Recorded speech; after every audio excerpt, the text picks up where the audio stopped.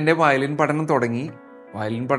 എന്ന് പറഞ്ഞാൽ നമ്മളെല്ലാവരും ഇപ്പോൾ ലോകത്തുള്ള എല്ലാവർക്കും ഇൻസ്ട്രുമെൻ്റ് അറിയാവുന്നവർക്ക് എല്ലാവർക്കും അറിയാം, ഏറ്റവും ടഫായിട്ട് പഠിക്കാൻ ബുദ്ധിമുട്ടുള്ള ഇൻസ്ട്രുമെൻ്റാണ്. ടഫസ്റ്റ് ഇൻസ്ട്രുമെൻ്റ് ഇൻ ദ വേൾഡാണ് വയലിൻ. അപ്പോൾ ഇതൊന്നും നമ്മൾ അറിയാതെയല്ല എടുത്ത് ചാടുന്നത്, നേരെ കുഴിയിലേക്ക് എടുത്ത് ചാടുവാണ്, എന്നിട്ടാണ് നോക്കണത് എങ്ങനെയുണ്ട് സംഭവം എന്നുള്ളത്. അപ്പോൾ അതുകൊണ്ടൊരു പിടിയില്ല. ആക്ച്വലി ഇപ്പോഴും ശരിയായിട്ടൊന്നുമില്ല. ആക്ച്വലി അത് സത്യമായിട്ട് പറയുകയാണത്, നമ്മളിങ്ങനെ ഒരു ദൈവാനുഗ്രഹത്തിൽ ഇങ്ങനെ പോവാണ്, അത്രേ ഉള്ളൂ. അപ്പോൾ വേൾഡിൽ 2 ഇൻസ്ട്രുമെൻ്റ് ടഫ് എന്ന് പറഞ്ഞാൽ ഒന്ന് ഓബോയും ഒന്ന് ഓബോ എന്ന് പറഞ്ഞ ഇൻസ്ട്രുമെൻ്റ് ഉണ്ട്, ഇങ്ങനെ ഒരു ഇതുപോലെ ക്ലാരിനെറ്റ് പോലെ വായിക്കുന്ന ഒരു ഇൻസ്ട്രുമെൻ്റ്. അതും ഏറ്റവും ടഫാണ്, വയലിനും ഏറ്റവും ടഫാണ്. അപ്പോൾ ഇതിൻ്റെ പഠനങ്ങളൊന്നും അവസാനിക്കുന്നില്ല, നമ്മളിപ്പോഴും പഠിച്ചുകൊണ്ടിരിക്കുകയാണ്. ഇപ്പോഴും ഓരോ കാര്യങ്ങൾ ഇങ്ങനെ പുതിയതായിട്ട് ഓരോരുത്തരെ കാണുമ്പോൾ ഇങ്ങനെ പഠിച്ചുകൊണ്ടിരിക്കുകയാണ്. അപ്പോൾ ഇങ്ങനെ പഠിച്ച് പോയി. നമ്മളെല്ലാ ആഴ്ചയും പോവും, അപ്പച്ചനിടയ്ക്ക് വരും, സാറ് പറയും പ്രാക്ടീസ് ചെയ്യുന്നില്ല, തിരിച്ചു വന്ന് സ്ട്രോങ് ആയിട്ടുള്ള എന്തെങ്കിലും ഇഞ്ചക്ഷനൊക്കെ തരും. അപ്പോൾ അതുകൊണ്ട് അത് നമ്മൾ അടിയൊക്കെ കിട്ടും, അതൊക്കെ വീണ്ടും. അപ്പച്ചൻ്റെ ഒരു ഇൻസ്പിറേഷനാണ്. വീട്ടിലാരും മ്യൂസീഷ്യൻസ് ഇല്ലെങ്കിലും അപ്പച്ചന് പാട്ടുകളും പാട്ടുകാരോടും ഇൻസ്ട്രുമെൻ്റ് വായിക്കുന്നവരോടൊക്കെ ഭയങ്കര ഇഷ്ടവും ഭയങ്കര കമ്പനിയായിരുന്നു. ഏതൊരാളെ ഇൻസ്ട്രുമെൻ്റ് ഇപ്പോൾ അപ്പച്ചൻ ടാൻസൻ മ്യൂസിക് എന്ന് പറഞ്ഞ ക്ലബ്ബ് ഉണ്ടായിരുന്നു എറണാകുളത്ത്. അപ്പോൾ അവിടെയൊക്കെ അവർ ഇങ്ങനെ എല്ലാ ആഴ്ചയിലും പ്രാക്ടീസ് ചെയ്യും. അപ്പോൾ എല്ലാവരും ജോലിക്കാരായിരിക്കും. അന്ന് മ്യൂസിക് മാത്രം, ഇന്നത്തെ പോലെയല്ല, അന്ന് മ്യൂസിക് മാത്രം പ്രൊഫഷനായിട്ട് കൊണ്ടുനടക്കുന്ന ആൾക്കാർ വളരെ കുറവാണ്. അപ്പോൾ എല്ലാവരും ഇപ്പോൾ കൽപ്പണിക്കാർ, മരപ്പണിക്കാർ, അങ്ങനെയുള്ള പല ഈവൻ ഹെൽപ്പേഴ്സായിട്ട് വർക്ക് ചെയ്യുന്നവരാണെങ്കിലും ഇവരിലൊക്കെ അസാധ്യം, നമ്മളിലൊക്കെ ഉള്ളതിലും കൂടുതൽ ടാലൻ്റുള്ള ആൾക്കാരാണ് അന്നുണ്ടായിരുന്നത്. നമ്മളിപ്പോൾ ഓരോരുത്തരെ കുറിച്ച് ഇങ്ങനെ സാറുമാരും പല ചേട്ടന്മാരൊക്കെ ഇങ്ങനെ പറഞ്ഞു കേൾക്കുമ്പോൾ നമുക്ക് മനസ്സിലാകും, അവരൊക്കെ ഈ കൽപ്പണിയും മരപ്പണിയും ഈ കരിങ്കല്ല് പാറ പൊട്ടിക്കൽ അങ്ങനത്തെ പരിപാടികളൊക്കെ കഴിഞ്ഞിട്ട് വന്നിട്ടാണ് ഈ ഹാർമോണിയവും വയലിനൊക്കെ വായിക്കുന്നത്. അപ്പോൾ അവരുടെ കയ്യിൽ നിന്നൊക്കെ പറഞ്ഞാൽ ഭയങ്കര തഴമ്പൊക്കെ വന്നിട്ട്, തഴമ്പ് വയലിൻ വായിക്കുന്നതിന് എഫക്റ്റീവ് ഇല്ലെങ്കിലും ഞാൻ പറഞ്ഞത് കൈ ഫോറാമൊക്കെ ടൈറ്റായി അങ്ങനത്തെ ആൾക്കാരൊക്കെയാണ്. അപ്പോൾ ഇത് കഴിഞ്ഞിട്ടാണ് അവർ വന്നിട്ട് ഈ അസാധ്യമായിട്ട് വായിച്ചിരുന്നത്. അന്ന് നോട്ട്സ് ഒന്നുമില്ല ആ സമയത്തൊക്കെ. അപ്പോൾ ഇതൊക്കെ അപ്പച്ചൻ ആ സമയത്ത് ഇങ്ങനെ കാണാൻ പോയി കണ്ടിട്ടുണ്ട്. പിന്നെ അപ്പച്ചൻ മുഹമ്മദ് റാഫി സാഹിബിനെ നേരിട്ട് കണ്ടിട്ടുണ്ട്. പണ്ട് നമ്മുടെ അബാദ് ബിൽഡേഴ്സിൻ്റെ അബാദിൻ്റെ ഏതൊരു ഫാമിലി കല്യാണത്തിന് അന്ന് ടൗൺ ഹാൾ, ഇപ്പോൾ നമ്മുടെ എറണാകുളം ടൗൺ ഹാൾ ഇല്ല, അവിടെ വലിയ ഗ്രൗണ്ടാണ്, അവിടെയാണ് അദ്ദേഹം വന്ന് പാടിയെന്ന് അപ്പച്ചൻ പറയാം. അപ്പോൾ അപ്പച്ചൻ ആ സമയത്ത് അവിടെയാണ്, എറണാകുളത്താണ് താമസിച്ചിരുന്നത്. അപ്പച്ചൻ്റെ മാതാപിതാക്കൾ നേരത്തെ അപ്പച്ചനൊക്കെ വളരെ ചെറുപ്പത്തിൽ തന്നെ മരിച്ചു പോയതുകൊണ്ട് വേറൊരു അങ്കിളാണ് എടുത്ത് വളർത്തിയത്. അപ്പോൾ ആ അങ്കിളിൻ്റെ വീട് എറണാകുളം നോർത്ത് റെയിൽവേ സ്റ്റേഷൻ്റെ വളരെ അടുത്താണ്, പ്രസിഡൻസി ഹോട്ടലിലേക്ക് അടുത്തായിട്ട് വരും. അപ്പോൾ അവിടെ നിന്ന് നടക്കാനുള്ള ദൂരമുള്ളൂ. അപ്പോൾ അവിടേക്ക് വന്ന് ഇത് കണ്ടിട്ടുണ്ട്. അപ്പോൾ അന്ന് തൊട്ട് അപ്പച്ചൻ്റെ ഒരു ആഗ്രഹമാണ് എന്നിലൂടെ വന്നതെന്നാണ് ഞാൻ വിചാരിക്കുന്നത്. അപ്പച്ചൻ്റെ ഉള്ളിലുള്ള പാഷൻ. വേറെ ഞങ്ങളുടെ കുടുംബത്തിലോ അമ്മച്ചിയുടെ കുടുംബത്തിലോ അപ്പച്ചൻ്റെ കുടുംബത്തിലോ ആരോ മ്യൂസീഷ്യൻസ് ഇല്ല. അപ്പോൾ അപ്പച്ചൻ്റെ ആ ഉള്ളിലുള്ള ആ ഒരു അടങ്ങാത്ത ആഗ്രഹം എന്നൊക്കെ പറയുന്ന പോലെ ആ ഒരു മ്യൂസീഷ്യൻഷിപ്പ് അപ്പച്ചൻ്റെ ഉള്ളിൽ ഭയങ്കരമായിട്ടുണ്ടായിരുന്നു. അപ്പോൾ അതുകൊണ്ടായിരിക്കും ചിലപ്പോൾ എന്നെ ചിലപ്പോൾ തല്ലിയാണെങ്കിലും പ്രാക്ടീസ് ചെയ്യിക്കാനും പഠിപ്പിക്കാനൊക്കെ അപ്പച്ചൻ അത്രയും വന്നത്. അപ്പോൾ ഞാൻ കുറച്ചിങ്ങനെ കാട് കയറിപ്പോയി. അപ്പോൾ വീട്ടിലിപ്പോൾ നമ്മൾ അതിൻ്റെ ഒരു ഇതായിട്ട് അനുബന്ധമായിട്ട് പറയാം, വീട്ടിലിപ്പോൾ മക്കളൊക്കെ പ്രാക്ടീസ് ചെയ്യുന്നില്ല, പഠിക്കുന്നില്ല. ഇപ്പോൾ എൻ്റെ മക്കളും പ്രാക്ടീസ് ചെയ്യുന്നില്ല. അത് ഒരു 90% എൻ്റെ കുഴപ്പം തന്നെ ആയിരിക്കും.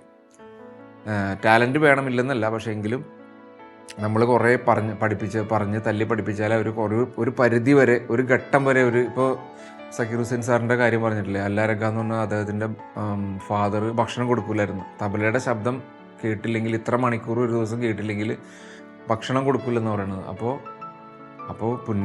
പുള്ളി വെറുതെ ബോറടി മാറ്റാൻ വേണ്ടിയിട്ട് ഇങ്ങനെ വെറുതെ ശബ്ദം കേട്ടാൽ മതിയല്ലോ, ടാട്ടാന്ന് അടിച്ചടിച്ച് പിന്നെ പുള്ളി അതിൽ ആ ഒരു ആ ഒരു ഫയർ പുള്ളിക്ക് കിട്ടുവാണ്, ആ ഒരു ദൈവത്തിൻ്റെ ആ ഒരു സാന്നിധ്യം അവിടെ കിട്ടുവാണ്. അങ്ങനെയാണ് അദ്ദേഹം വലിയൊരു കലാകാരനായെന്ന് പല ഇൻ്റർവ്യൂവിലും ഞാൻ കേട്ടിട്ടുണ്ട്, പല ആൾക്കാരും പറഞ്ഞു കേട്ടിട്ടുണ്ട്. അപ്പോൾ എന്ന് പറഞ്ഞ പോലെ നമ്മൾ മക്കളെ മാക്സിമം സ്ക്രൂ ചെയ്തുകൊണ്ടിരിക്കണം, എന്നാലേ പ്രാക്ടീസ് ചെയ്യുള്ളൂ.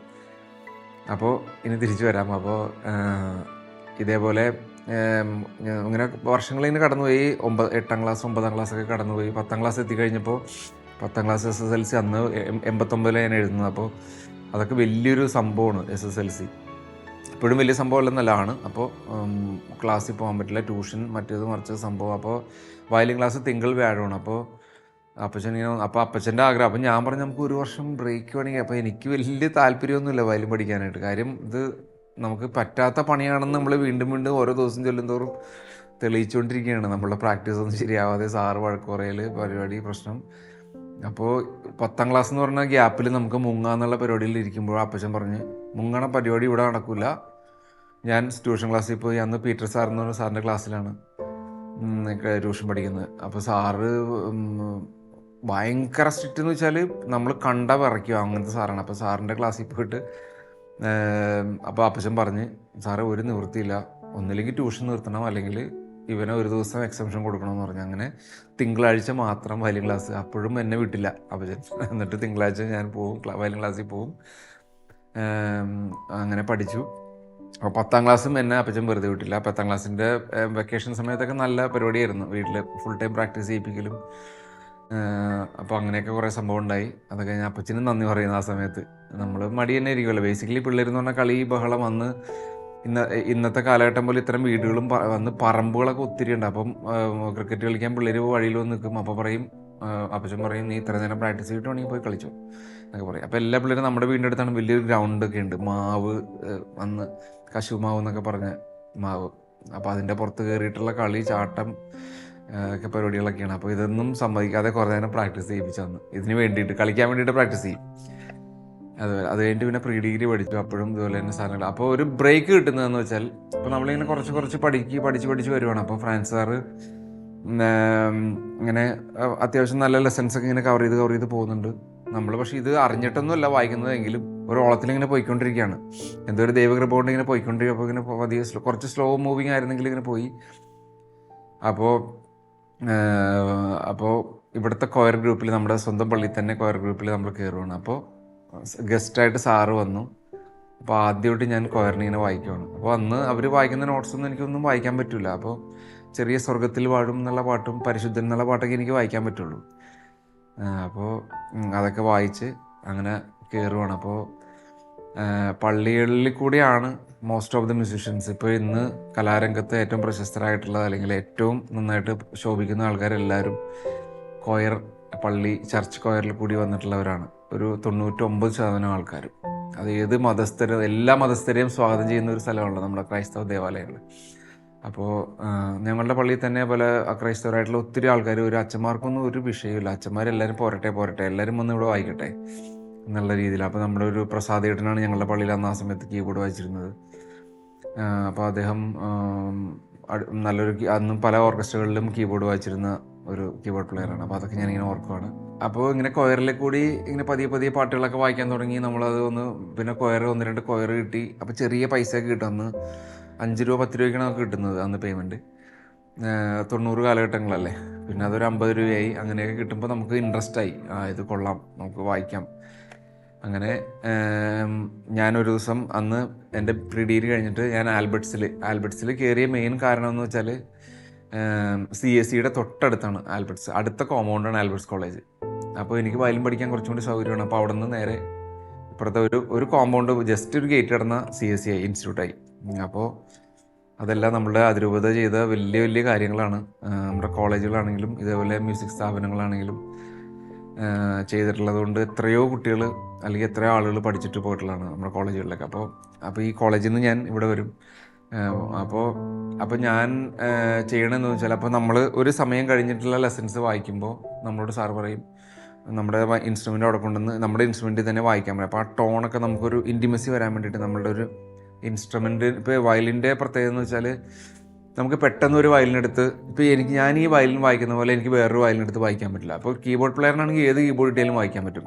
ഇപ്പോൾ ഈ ഇൻസ്ട്രുമെൻറ്റിൻ്റെ പ്രത്യേകത, അല്ലെങ്കിൽ ഗിറ്റാർ പോലെയുള്ള അക്കോസ്റ്റിക് ഇൻസ്ട്രുമെൻറ്റുകളുടെ ഒരു പ്രത്യേകത എന്ന് വെച്ചാൽ നമ്മൾ അതായിട്ട് ഇൻറ്റിമേറ്റ് ആവണം. അപ്പോൾ അതുകൊണ്ട് നമ്മൾ വായിക്കുന്ന ഇൻസ്ട്രുമെൻ്റ് തന്നെ മാക്സിമം ടൈം നമ്മൾ പ്രാക്ടീസ് ചെയ്യുക, എല്ലാം അതിൽ തന്നെ ചെയ്താലാണ് നമുക്ക് കുറച്ചും കൂടി ഇൻറ്റിമസി ഉണ്ടാവുള്ളൂ. അപ്പോൾ സാറ് പറയും രാവിലെ വയലിൻ കൊണ്ടുവന്ന് വെച്ച് വന്നിട്ട് ക്ലാസ്സിൽ പോയിട്ട് വരുമ്പോൾ ആ വയലിൽ നീ വായിച്ചാൽ മതി, അവിടെ ഇരിക്കുന്ന വയലിന് വായിക്കണമെന്നൊക്കെ പറയും. അപ്പോൾ ഒരു ദിവസം ഞാൻ ഇതുപോലെ തന്നെ അവിടെ കൊണ്ടുവന്ന് തിങ്കളാഴ്ച അവിടെ വെച്ചു, രാവിലെ കൊണ്ടുപോയി. അപ്പോൾ ഇവിടുന്ന് 9:30 കോളേജെന്ന് തോന്നുന്നു. അപ്പോൾ ഇവിടുന്ന് ബസ്സിന് പോയിട്ട് അവിടെ നമ്മൾ വയലിൻ കൊണ്ട് ഷെൽഫിൽ വെച്ചിട്ട്, അന്ന് രഞ്ജൻ എന്നൊക്കെ പറഞ്ഞ അവിടെ അസിസ്റ്റൻറ്റ് പയ്യനുണ്ട്, അവരിപ്പോൾ ഉദയ സൗണ്ടിലൊക്കെ വർക്ക് ചെയ്യുന്നുണ്ട്.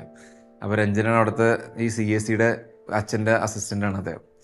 അപ്പോൾ പുള്ളി വയലിൻ നോക്കിക്കോളും, ആരൊന്നും എടുത്തുണ്ടോ, അങ്ങനെ നമ്മളെ മിസ്യൂസ് ചെയ്യാതെ വേറെ ആളൊന്നും എടുത്ത് നോക്കാതെയൊക്കെ അവൻ നോക്കിക്കോളും, ആ പയ്യൻ നോക്കിക്കോളും. അപ്പോൾ ഞാൻ ക്ലാസ്സിൽ വെച്ചിട്ട്, അപ്പോൾ സാറ് 10-10:30 വരുള്ളൂ. ഞാൻ വെച്ചിട്ട് പോയി. അത് കഴിഞ്ഞപ്പോൾ രഞ്ജൻ എൻ്റെ കോളേജിലേക്ക് വന്നിരിക്കുകയാണ്, ആൽബർട്ട്സിൽ. ഞാനിപ്പോഴും ഓർക്കുന്നുണ്ട്. സെക്കൻഡ് ഇയർ ബികോം പഠിച്ചുകൊണ്ടിരിക്കുന്ന സമയത്ത് സാർ അവിടെ പ്രിൻസിപ്പളിനെ കണ്ട് അവിടെ എത്തണമെങ്കിൽ നമ്മുടെ ക്ലാസ് കണ്ടുപിടിക്കാൻ നമുക്ക് തന്നെ പറ്റില്ല ആൽബർട്ട്സ് കോളേജിൽ. അപ്പോൾ ഇവൻ നമ്മുടെ ക്ലാസ്സിൽ വന്നിട്ട് സാർ എനിക്ക് ഫ്രാൻസിസിനെ ഒന്ന് കാണണമെന്ന് പറഞ്ഞപ്പോൾ ഞങ്ങളത് എന്ത് പറ്റിയത് ഒരു പിടിയില്ല. അപ്പോൾ ഒന്ന് കണ്ടിട്ട് വരാൻ പറഞ്ഞു. അപ്പോൾ കണ്ടു ഞാൻ പ്രിൻസിപ്പളിനോടൊക്കെ പറഞ്ഞിട്ടുണ്ട്, താനൊരു ഹാഫ് ഡേ ഉച്ചയ്ക്ക് ഇന്ന് ലീവ് എടുക്കാൻ പറ്റുമെന്ന് ചോദിച്ചു. ഞാൻ ചോദിക്കാം സാർ എന്താ കാര്യമെന്ന് ചോദിച്ചു. അപ്പോൾ പറഞ്ഞു ഇങ്ങനെ അവിടെ റെക്കോർഡിങ്ങിനൊരു വേക്കൻസി വന്നിട്ടുണ്ട്. അതായത് വേറൊരു സാറിന് അത്യാവശ്യമായിട്ട് അവിടെ നിന്ന് ഉച്ചയ്ക്കൊന്നും അദ്ദേഹത്തിൻ്റെ ഫാമിലിയിൽ ആരോ ഹോസ്പിറ്റലൈസ് ചെയ്തിട്ട് പോകേണ്ടി വന്നു. അപ്പോൾ വേറെ ആരെയും വിളിച്ചിട്ട് കിട്ടിയില്ല. അപ്പോൾ കുറച്ച് ചെറിയ ചെറിയ സംഭവങ്ങളൊക്കെ ഉള്ളു വായിക്കാൻ. അപ്പോൾ ഞാൻ പറഞ്ഞു എനിക്ക് വായിക്കാൻ ഞാനിതുവരെ വായിച്ചിട്ടുള്ള റെക്കോർഡിംഗ് എന്ന് പറഞ്ഞു. അപ്പോൾ ഇല്ല, ഫ്രാൻസ് സാറൊക്കെ ഉണ്ട്. അപ്പോൾ സമാധാനമായി. അപ്പോൾ ഫ്രാൻസ് സാറൊക്കെ ഉണ്ട്. അപ്പോൾ തനിങ്ങനെ സൈഡിലൊന്ന് ഇരുന്നിട്ട് തനിക്ക് പറ്റാവുന്നതൊക്കെ ഒന്ന് വായിച്ചു എന്നൊക്കെ പറഞ്ഞു. അപ്പോൾ ഫ്രാൻസ് സാറ് പറഞ്ഞിട്ടാണ് ഞാൻ വരുന്നതെന്ന് പറഞ്ഞിട്ട് ഈ രഞ്ജൻ എന്നെ അവിടെ ഒന്ന് കോളേജിലൊന്ന് വിളിച്ച്. അപ്പോൾ ഭാഗ്യത്തിന് എൻ്റെ വയലിൻ ക്ലാസ്സുള്ള ദിവസം വരുന്നതുകൊണ്ട് അന്ന് ഞാൻ ആദ്യമായിട്ട് അങ്ങനെ CSE എന്ന് പറയുന്ന സ്റ്റുഡിയോയിൽ റെക്കോർഡിങ്ങിന് വായിക്കുകയാണ്. അപ്പോൾ ഇത് നമ്മൾ എല്ലാ ദിവസവും നമ്മളിങ്ങനെ പ്രാർത്ഥിക്കുമല്ലോ, നമുക്ക് എന്തെങ്കിലും സാധ്യതകളൊക്കെ ഉണ്ടാവണേ അല്ലെങ്കിൽ. അപ്പോൾ നമ്മളെ വിളി കേൾക്കുന്ന ഒരു ദൈവം എന്ന് പറയുന്നത് നമ്മുടെ യേശു തന്നെയല്ലേ. അപ്പോൾ ദൈവത്തിന് നന്ദി പറഞ്ഞുകൊണ്ട് ഞാനൊരു പാട്ടിലേക്ക് കടക്കാം.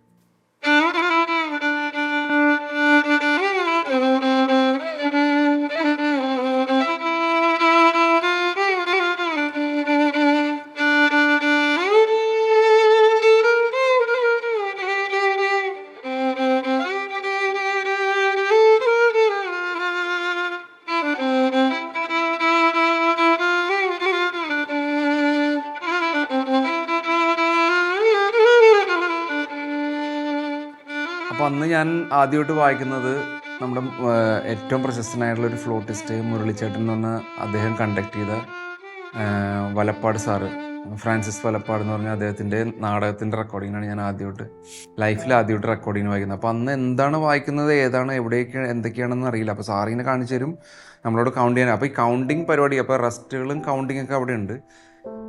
അതൊക്കെ നമുക്കിങ്ങനെ കൊയറിന് വായിച്ചുകൊണ്ടുള്ള ഒരു എക്സ്പീരിയൻസ് ഉണ്ട്. അപ്പോൾ അത് വെച്ചിട്ട് വലിയ കുഴപ്പമില്ലാത്ത രീതിയിൽ അന്ന് വായിച്ചു പോയി. അതാണ് എൻ്റെ ആദ്യത്തെ റെക്കോർഡിങ് എക്സ്പീരിയൻസ്.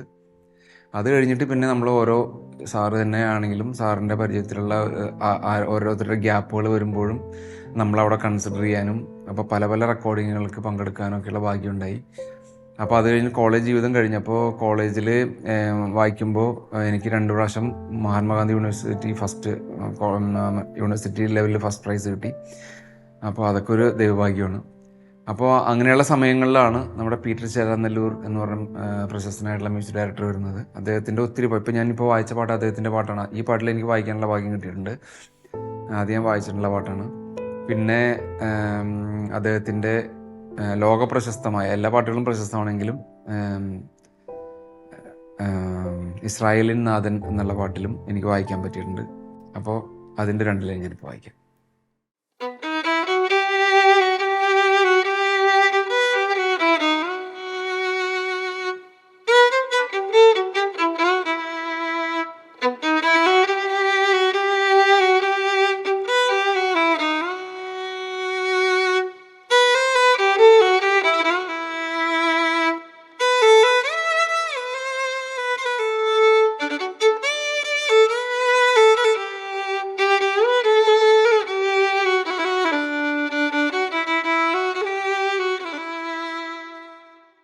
അപ്പോൾ ഞാനിപ്പോൾ പറഞ്ഞ പോലെ പീറ്റർ ചേരാനല്ലൂർ എന്ന് പറയുന്ന അദ്ദേഹത്തിൻ്റെ അസിസ്റ്റൻ്റായിട്ട് ഉണ്ടായിരുന്ന ഒരു ഗിഫ്റ്റ് ചേട്ടനുണ്ട്.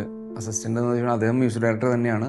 പക്ഷേ കൂടുതൽ പാട്ടുകൾ അദ്ദേഹം ഓർക്കസ്ട്രേഷൻ നമ്മളെയൊക്കെ വിളിച്ച് സംഘടിപ്പിച്ച് ഓർക്കസ്ട്രേഷൻ ചെയ്യാനുള്ള ഒരു കഴിവ് അദ്ദേഹത്തിനുണ്ടായിരുന്നു. അപ്പോൾ ഞാനിപ്പോഴും ഓർക്കുന്നു, എന്നെ പോലെയുള്ള ബിഗിനേഴ്സ് അല്ലെങ്കിൽ മ്യൂസിക് രംഗത്തേക്ക് കടന്നു വരുന്ന റെക്കോർഡിങ്ങിൽ ഒട്ടും എക്സ്പീരിയൻസ് ഇല്ലാത്ത ആളുകളെ വരെയും മാറ്റി നിർത്താതെ മാക്സിമം നമ്മളെയൊക്കെ സംഘടിപ്പിച്ച് റെക്കോർഡിങ്ങുകൾക്ക് ഇപ്പോൾ മെയിനായിട്ടുള്ള മ്യൂസിഷ്യൻസ് ഒരു 6 പേര് 7 പേരുണ്ടെങ്കിൽ നമ്മൾ അതിനകത്ത് ആരെങ്കിലും ഒരാളുടെ ഒഴിവുണ്ടെങ്കിൽ എന്നെയൊക്കെ വളരെയധികം കൺസിഡർ ചെയ്തിട്ടുള്ള ഒരു വ്യക്തികളിൽ പെട്ട ഒരാളാണ് ഗിഫ്റ്റ് ചേട്ടനൊക്കെ. അപ്പോൾ അതൊക്കെ വലിയൊരു അനുഗ്രഹമായിട്ട് ഞാൻ കാണുന്നു. അദ്ദേഹം ഇപ്പോൾ നമ്മളോട് ജീവിച്ചിരിപ്പില്ല, അദ്ദേഹം നമ്മളോട് ഇല്ല ഇപ്പോൾ. ആ സമയമൊക്കെ ഞാൻ ഓർക്കുന്നു, ചേതനയിലൊക്കെ റെക്കോർഡിങ്ങിന്, തൃശ്ശൂർ ചേതന, അന്ന് ചേതനയൊക്കെ തുടങ്ങിയ സമയത്തായിരുന്നു. അപ്പോൾ ചേതനയിലെ റെക്കോർഡിങ്ങിന് പോകുമ്പോഴൊക്കെ അദ്ദേഹത്തിൻ്റെ കുറേ റെക്കോർഡിങ്ങുകൾക്ക് അവിടെ സ്റ്റേ ചെയ്തിട്ട് 2-3 ദിവസമൊക്കെ സ്റ്റേ ചെയ്തിട്ടുള്ള റെക്കോർഡിങ്ങുകളൊക്കെ ഇപ്പോഴും ഓർക്കുകയാണ്. അപ്പോൾ ഈ ചേതനയിൽ നമ്മൾ റെക്കോർഡിങ്ങിന് പോയ സമയത്തൊക്കെയാണ് മലയാളം ഫിലിമുകൾ ഇങ്ങോട്ട് വന്നത്.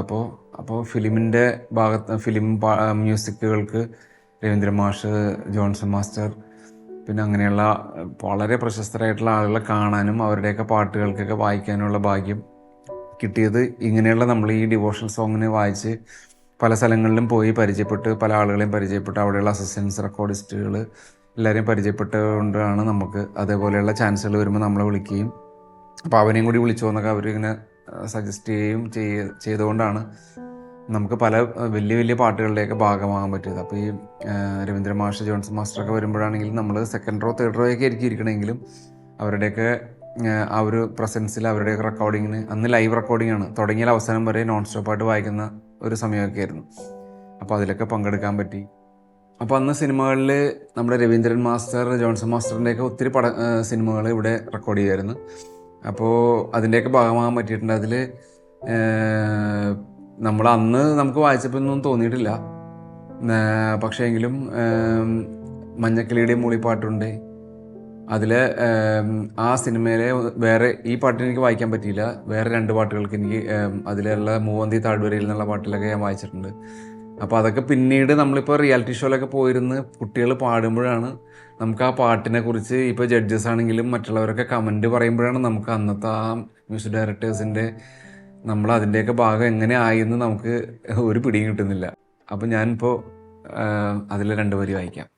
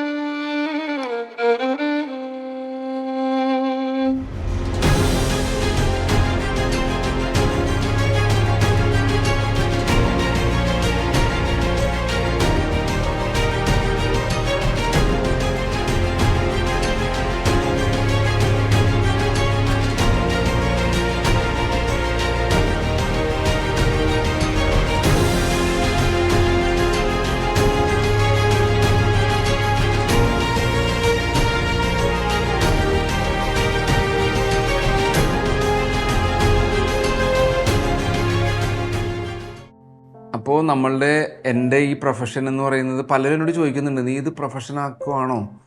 പക്ഷെ അപ്പോൾ എനിക്ക് ഈ പ്രൊഫഷൻ എന്ന് പറയുന്നത് എന്താണ് വലിയ പിടിയില്ല. പ്രൊഫഷൻ എന്ന് പറയുന്നത് ജീവിതമാർഗം അല്ലെങ്കിൽ നമ്മളത് വരുമാന മാർഗം എന്നുള്ള രീതിയിൽ. പക്ഷേ എനിക്കതിന് നോക്കാം എന്നൊക്കെ പറഞ്ഞ് നമ്മളിങ്ങനെ ഒരു കെയർലെസ് ആയിട്ടുള്ള ഒരു മറുപടി പറഞ്ഞിട്ട് ഇങ്ങനെ പോയിക്കൊണ്ടിരിക്കുകയാണ്. പക്ഷെ അപ്പോൾ ഒത്തിരി സാധ്യതകൾ കിട്ടി, നമുക്ക് റെക്കോർഡിങ്ങിന് വായിക്കാനുള്ള അവസരങ്ങൾ കിട്ടി.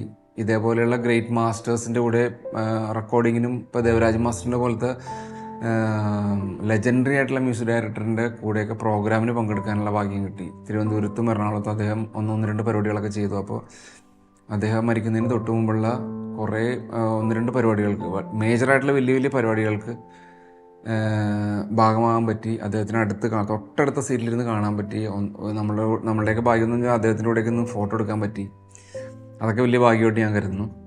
അപ്പോൾ അങ്ങനെ 2000 ആയി. അപ്പോൾ ആ വർഷമാണ് എൻ്റെ ജീവിതത്തിലേക്ക് സുമി കടന്നു വരുന്നത്, വൈഫ് കടന്നു വരുന്നത്. അപ്പോൾ അതിനുശേഷം ഇങ്ങനെ ഞങ്ങളുടെ ജീവിതം മുന്നോട്ട് പോയി. 2002 ആദ്യത്തെ മോൻ ജനിക്കുന്നു, അതുൽ. അപ്പോൾ അങ്ങനെ പിന്നെ ഈ പറഞ്ഞ പോലെ നന്നായിട്ട് പോയിക്കൊണ്ടിരിക്കുകയാണ്. റെക്കോർഡിങ്ങുകളൊക്കെ തന്നെയാണ് കൂടുതൽ നടക്കുന്നത്. അപ്പോൾ റെക്കോർഡിങ്ങും പ്രോഗ്രാംസിന് പോകുന്നുണ്ട്, റെക്കോർഡിങ്ങുകൾ നടക്കുന്നുണ്ട്. അപ്പോൾ എല്ലാം ഞങ്ങളുടെ കൂടെ അപ്പച്ചനുണ്ടായിരുന്നു. അപ്പോൾ ഞങ്ങൾ ഈ വീട്ടിലേക്ക് മാറിയിട്ട് 2005 ഈ വീട്ടിലേക്ക് 2006 മാറുന്നത്. 2005 പണി തുടങ്ങി, 2006 ഈ വീട്ടിലേക്ക് മാറി. അതിന് തൊട്ടപ്പുറത്തൊരു കുറച്ചും മാറിയിട്ടുള്ളൊരു വീട്ടിലായിരുന്നു താമസിക്കുന്നത്. മ്യൂസിഷ്യൻ്റെ ഏറ്റവും വലിയ ആഗ്രഹം എന്ന് പറയുന്നത് എ റഹ്മാനെ പോലത്തെ ഒരു മ്യൂസിക് ഡയറക്ടറിൻ്റെ കൂടെ പെർഫോം ചെയ്യുക, അല്ലെങ്കിൽ അദ്ദേഹത്തിൻ്റെ പരിപാടികൾക്ക് പങ്കെടുക്കുക എന്നുള്ളതാണ്. അപ്പോൾ ആ ഭാഗ്യം കിട്ടുന്നത് 2013 അന്ന് ഞങ്ങളുടെ കൂടെ എൻ്റെ ജൂനിയറായിട്ട് വയലിൻ രംഗത്തേക്ക് വന്നൊരു കാരൽ ജോർജ് എന്ന് പറഞ്ഞൊരു മ്യൂസീഷ്യൻ ഉണ്ട്. നമുക്കെല്ലാവർക്കും സുപരിചിതനായിട്ടുള്ള ഒരു ഗ്രേറ്റ് മ്യൂസീഷ്യനാണ്, വയലിനിസ്റ്റാണ്. അപ്പോൾ അദ്ദേഹം ബോംബെയിൽ SOA എന്ന് പറഞ്ഞ സിംഫണി ഓർക്കസ്ട്ര ഓഫ് ഇന്ത്യയിൽ വർക്ക് ചെയ്തുകൊണ്ടിരിക്കുകയായിരുന്നു. അപ്പോൾ അവിടെ ഈ റഹ്മാൻ സാറിൻ്റെ ഒരു അസിസ്റ്റൻറ്റ്, ഒരു ഈ സൗണ്ടായിട്ട് ബന്ധപ്പെട്ട ഒരു അസിസ്റ്റൻ്റ് എന്ന് പറയാൻ പറ്റില്ല, അദ്ദേഹം ഒരു മെയിൻ എഞ്ചിനീയറാണ്. അവിടെ എന്തൊരു അക്കോസ്റ്റിക് സംഭവങ്ങൾ ചെയ്യാൻ വേണ്ടിയിട്ട് ടാറ്റയുടെ ഇൻസ്റ്റിറ്റ്യൂട്ടാണ്, ടാറ്റയുടെ ഒരു എന്താ പറയുക, ഈ ആർട്ട് സെൻ്ററാണ്. അപ്പോൾ ആർട്ട് സെൻറ്ററിൽ ഒരു ഇത് ചെയ്യാൻ വേണ്ടി വന്നു കഴിഞ്ഞപ്പോൾ, അക്കോസ്റ്റിക് സംഭവങ്ങൾ ചെയ്യാൻ വേണ്ടി വന്നു കഴിഞ്ഞപ്പോൾ കാരലിനെ പരിചയപ്പെട്ടു അവിടെ വെച്ച്. അപ്പോൾ കാരലിനോട് ഇങ്ങനെ ചോദിച്ചു, ഒരു റഹ്മാൻ സാറിൻ്റെ ഒരു പ്രോജക്റ്റ് വരുന്നുണ്ട്, പങ്കെടുക്കാൻ താല്പര്യമുണ്ടോ എന്ന് ചോദിച്ചു. അപ്പോൾ താല്പര്യമുണ്ടോ എന്ന് ചോദിച്ചപ്പോൾ ബോംബെ മ്യൂസിഷ്യൻസ് ആണ് അവർ ഉദ്ദേശിച്ചത്. അപ്പോൾ അന്ന് ആ ദിവസം ഇവർ പറഞ്ഞ ദിവസം ബോംബെ മ്യൂസിഷ്യൻസ് അവൈലബിൾ ആയിരുന്നില്ല.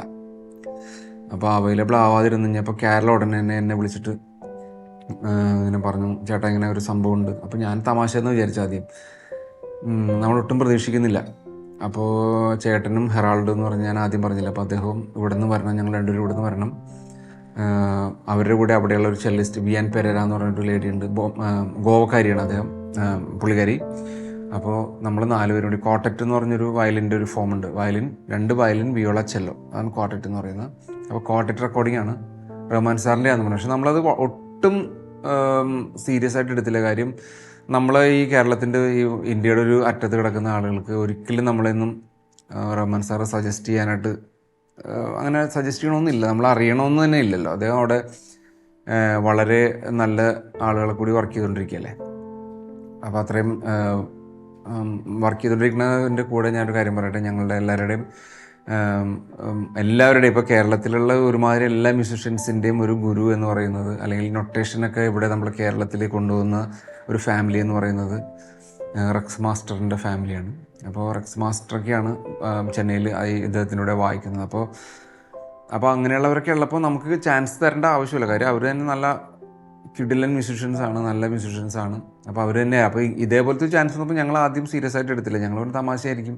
അപ്പോൾ ഈ കാരലും പറഞ്ഞു, ഇല്ല ചേട്ടാ ഇങ്ങനെ പറഞ്ഞിട്ടുണ്ട്, അത് നടക്കുമെന്ന് തോന്നണം, കാര്യം പുള്ളി ഒരു സീരിയസ് ആയിട്ടുള്ള ഒരു സബ്ജക്റ്റാണ് പറഞ്ഞതെന്ന് പറഞ്ഞു.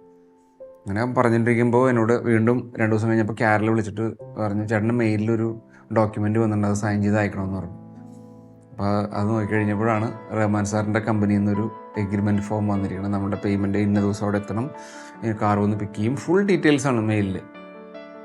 റഹ്മാൻ സാറിൻ്റെ ഈ പ്രോഗ്രാമിന് നമ്മൾ അതിനുശേഷം നമ്മളൊരു 9 പ്രോഗ്രാമിന് പോകാൻ പറ്റി. അതെല്ലാം ഇമെയിൽ ത്രൂ ആണ് കാര്യങ്ങൾ, എല്ലാം പ്രൊഫഷണലാണ്. അപ്പോൾ നമ്മൾ കാർ വന്ന് ഇന്ന സമയത്ത് എയർപോർട്ടിൽ നിന്ന് പിക്ക് ചെയ്യും, അവിടെ നിന്ന് ഡ്രോപ്പ് ചെയ്യും, തിരിച്ച് ഇത്ര മണിക്ക് ഫ്ലൈറ്റ്, അങ്ങനെ എല്ലാം ആക്യുറേറ്റ് ആണ്. അപ്പോൾ ഇതേപോലത്തെ ഹൈലി പ്രൊഫഷണൽ ആയിട്ടുള്ള ഒരു സംഭവം നമ്മൾ അന്ന് വരെ അനുഭവിച്ചിട്ടുണ്ടായിരുന്നില്ല. അപ്പോൾ അന്ന് ആദ്യമായിട്ടാണ് റഹ്മാൻ സാറിന് MTV കോക്ക് സ്റ്റുഡിയോ എന്ന് പറഞ്ഞൊരു വലിയൊരു പ്രോജക്റ്റിൻ്റെ ഭാഗമാണ് നമുക്ക് പറ്റിയത്. അപ്പോൾ ഞങ്ങൾ ചെന്ന് അദ്ദേഹമായിട്ട് പരിചയപ്പെട്ടു. അപ്പോൾ അന്ന് അധികം നമ്മൾ സംസാരിക്കാനൊന്നും പറ്റിയില്ല. അത് ഒത്തിരി 8 സോങ് ആയിട്ടുണ്ടായിരുന്നു. ഞങ്ങൾക്ക് 2 പാട്ടായിരുന്നു വായിക്കാനുണ്ടായിരുന്നത്, സെറിയ എന്ന് പറഞ്ഞ പാട്ടും പിന്നെ നാനേൻ പിറന്തേ എന്ന് പറഞ്ഞൊരു പാട്ടുണ്ടായിരുന്നു, 2 പാട്ടായിരുന്നു. അപ്പോൾ അത് കഴിഞ്ഞിട്ട് അടുത്തൊരു കോൺസെർട്ട് വന്നു കഴിഞ്ഞപ്പോൾ അദ്ദേഹം പറഞ്ഞു, നമ്മൾ അന്നുണ്ടായിരുന്ന സെയിം മ്യൂസിഷ്യൻസിനെ വിളിക്കാൻ പറഞ്ഞു. അപ്പോൾ അടുത്തൊരു ഭാഗത്തിന് നമുക്ക് പങ്കെടുക്കാൻ പറ്റി. അന്ന് ഉത്തരാഖണ്ഡ് ചാരിറ്റി ഷോ ആയിരുന്നു, ഞാനിപ്പോൾ ഓർക്കുന്നുണ്ട്. സ്റ്റാർ പ്ലസ് എന്ന് പറഞ്ഞ ചാനലിന് വേണ്ടിയിട്ട് ബോംബെയിൽ വെച്ച് റെക്കോർഡിംഗ് ആയിരുന്നത്, റെക്കോർഡിംഗ് കം ഷൂട്ടായിരുന്നു. അപ്പോൾ റഹ്മാൻ സാർ വന്ന് അന്നാണ് ഞങ്ങളോട് ക്ലോസ് ആയിട്ട് വന്ന് സംസാരിച്ച്, നിങ്ങൾ എവിടെ നിന്നാണ് വരുന്നത്? അപ്പോൾ ഞങ്ങൾ കൊച്ചിയിൽ നിന്നാണ്. റെക്സ് മാസ്റ്ററിനെയൊക്കെ അദ്ദേഹത്തിന് നന്നായിട്ട് അറിയാമല്ലോ, അദ്ദേഹത്തിൻ്റെ കൂടെ വായിക്കുന്നതല്ലേ വർഷങ്ങളായിട്ട്. അപ്പോൾ നിങ്ങൾ എവിടെ നിന്നാണ് പഠിച്ചത് വയലിൻ? അപ്പോൾ ഞങ്ങൾ പറഞ്ഞ് റെക്സ് മാസ്റ്ററിൻ്റെ അടുത്ത് നിന്നാണ് പഠിച്ചത്. അപ്പോൾ റെക്സ് മാസ്റ്റർ എൻ്റെ സാറാണ്. അപ്പോൾ റെക്സ് മാസ്റ്ററിൻ്റെ ഇൻഡയറക്റ്റ് ആണെങ്കിൽ നമ്മൾ ഗുരുതുല്യനാണ്, നമ്മളെല്ലാവരും ഇവിടെയുള്ള എല്ലാവരും ബഹുമാനിക്കുന്ന ഒരു മാസ്റ്ററാണ്. അപ്പോൾ അദ്ദേഹത്തിൻ്റെ അടുത്ത്, അപ്പോൾ പിന്നെ അദ്ദേഹത്തിനോടൊക്കെ വിളിച്ച് നമ്മളെയൊക്കെ പറ്റി നന്നായിട്ടൊക്കെ പറഞ്ഞു എന്ന് പിന്നീട് നമ്മൾ അറിഞ്ഞു. അതിലൊക്കെ ഒത്തിരി സന്തോഷം. അപ്പോൾ റഹ്മാൻ സാറിൻ്റെ അതിന് പങ്കെടുക്കാൻ പറ്റി. അതിന് ശേഷമാണെങ്കിലും അധികം നാൾ കഴിയാതെ തന്നെ രാജാ സാറിൻ്റെ ഒരു ആ പ്രോഗ്രാം നടന്നില്ല, പക്ഷേ അതിൻ്റെ റിഹേഴ്സലിനും അദ്ദേഹത്തിനോടുകൂടെ ഒരു 3-4 ദിവസം അവിടെ ചിലവഴിക്കാൻ പറ്റി പ്രാക്ടീസായിട്ടൊക്കെ. അപ്പോൾ അദ്ദേഹത്തിനോടും വളരെ അടുത്തൊക്കെ ഇടപഴകാനൊക്കെ പറ്റി. നമ്മൾ ഏതൊരു കാര്യത്തിലാണെങ്കിലും നന്നായിട്ട് വർക്ക് ചെയ്യണം, ഹാർഡ് വർക്ക് ചെയ്താൽ അതിനകത്ത് നമുക്ക് കൂലി കിട്ടുമെന്നുള്ള, അല്ലെങ്കിൽ നമുക്ക് അതിൻ്റെ ഒരു ഫലം കിട്ടുമെന്നുള്ള കാര്യത്തിൽ യാതൊരു സംശയമില്ല. അതിൽ ഏറ്റവും വലിയ എക്സാമ്പിളാണ് ഞാൻ. നന്നായിട്ട് ഹാർഡ് വർക്ക് ചെയ്തിട്ടുണ്ട്. അപ്പോൾ ദൈവസഹായത്തിൽ നമുക്കത് നല്ല നല്ല അവസരങ്ങൾ കിട്ടി. ഇപ്പോഴും നമുക്ക് സ്ട്രോങ് ആയിട്ട് ഇതിൽ തന്നെ നിൽക്കാൻ പറ്റുന്നുണ്ട്. അപ്പോൾ എല്ലാവരും അതേപോലെ തന്നെ ചെയ്യുക, പ്രാക്ടീസ് ചെയ്യുക, പ്രാർത്ഥിക്കുക. നമുക്ക് എത്രയേ ചെയ്യാൻ പറ്റുള്ളൂ. ബാക്കിയുള്ള ഭാഗ്യങ്ങളും ബാക്കിയുള്ള കാര്യങ്ങളെല്ലാം നമ്മുടെ പുറകെ വന്നോളൂ എന്നുള്ളതാണ് ഞാൻ വിശ്വസിക്കുന്നത്. അപ്പോൾ നിങ്ങളും എല്ലാവരും അതേപോലെ തന്നെ നന്നായിട്ട് ഹാർഡ് വർക്ക് ചെയ്യുക. നമ്മൾ ഏത് മേഖലയിൽ നിന്നാലും, ഇപ്പോൾ ഏതൊരു ജോലിയാണെങ്കിലും അതിൽ നമ്മൾ മാക്സിമം നമ്മളുടെ എഫേർട്ട് മാക്സിമം ചെയ്യുക എന്നുള്ളതാണ് ഞാൻ പറയുന്നത്. നമ്മൾ സ്ട്രോങ് ആയിട്ട് അതിൽ നിൽക്കുക, ഹാർഡ് വർക്ക് ചെയ്യുക. അതാണ്, ഹാർഡ് വർക്ക് ചെയ്താൽ ദൈവം നമ്മോട് കൂടെ നിൽക്കും, അത് ഉറപ്പാണ്. അതിന് ഏറ്റവും വലിയ എക്സാമ്പിളാണ് ഞാൻ എന്ന് ഞാൻ പറയുകയാണ്. Thank you.